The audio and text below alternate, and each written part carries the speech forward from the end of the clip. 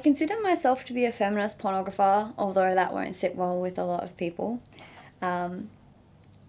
A lot of feminists obviously don't think that pornography can be feminist. It's very interesting because there's a lot of debate about the use of feminism right now, and am I a feminist and do I want to call myself that? But I think it's really fantastic to claim feminism or to reclaim feminism. At this moment in technology, anyone can be a pornographer, and that is a feminist's best friend.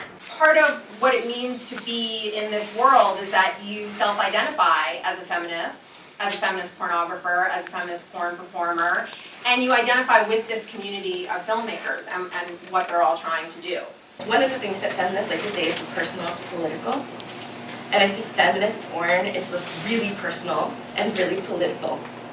And it's personal at the level of like we're really interested in and learning more about what people are doing in the most private spaces in the bedroom. Like what are they watching and what kind of sex are they having?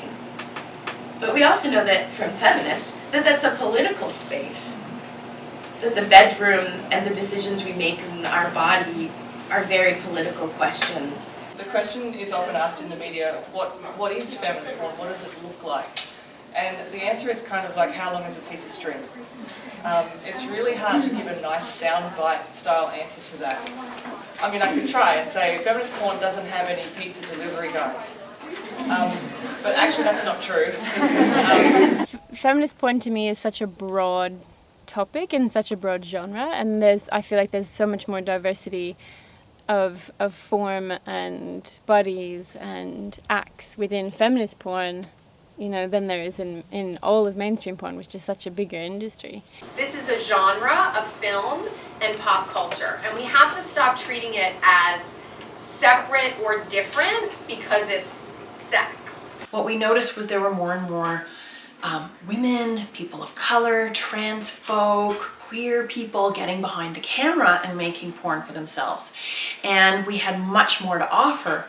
And so we thought, let's have a night to celebrate all these people doing really great work. So that was the birth of the Feminist Porn Awards. Feminist porn, that means diversity, consent, and fairness.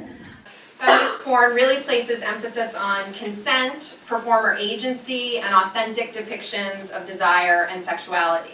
Everybody's treating their models really well. Everybody has like this agenda of just like, we want to show real sex, we want to show real sexuality, and we want to do it in a cinematically poetic way. And to me, that's one of the key components of feminist porn is that there's a diversity. Really, it's about expanding who's shown on film and who is producing that.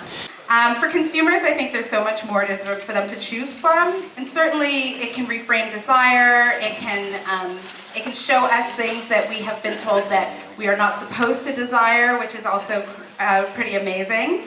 Artsy, edgy, soft, sweet, powerful, political, the whole gamut. There's no kind of barriers on things like we'll work with any gender, any age, any ethnicity, we try our best to be inclusive. And the goal is to bring something that's authentic to the production and to just be really aware and in the moment. You know, a lot of what we do starts with the premise of, you know, what does the performer have to say, or what is it that they want to share with us? More specifically, we help develop a platform where we give people complete say in how they're represented and give them creative control over the porn they make.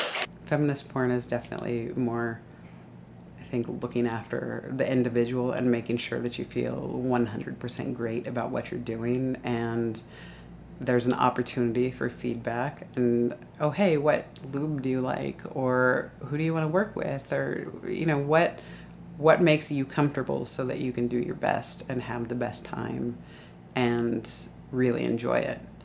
Why can't more people be actually having fun who, you know, don't look like Barbies? I'm never going to look like that. I'm never going to date anyone who's going to look like that. Why can't it just be more things that I like? Selfish me. I prefer working for female directors. Like, that's no secret that The best scenes that people have gotten out of me have been female directors. Most of the people that I work for on a regular basis are either female or queer identified, and they get the best stuff out of me because they are sex positive and humanist.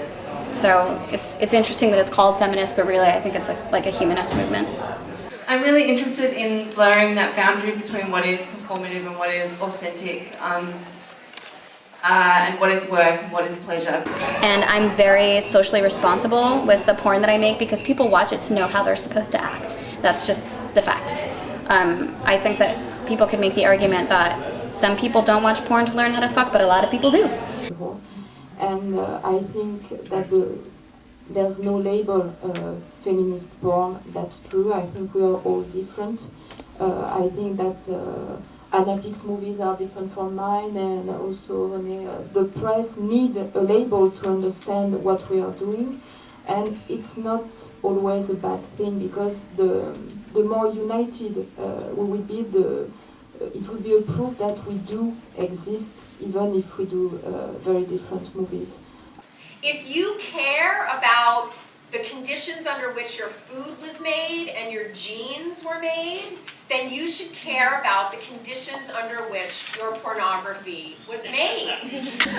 But there's one dialogue that I'm really interested in seeing, which is how there's been a shift to thinking about feminist porn and how it's made, to thinking about feminist porn and how we consume it.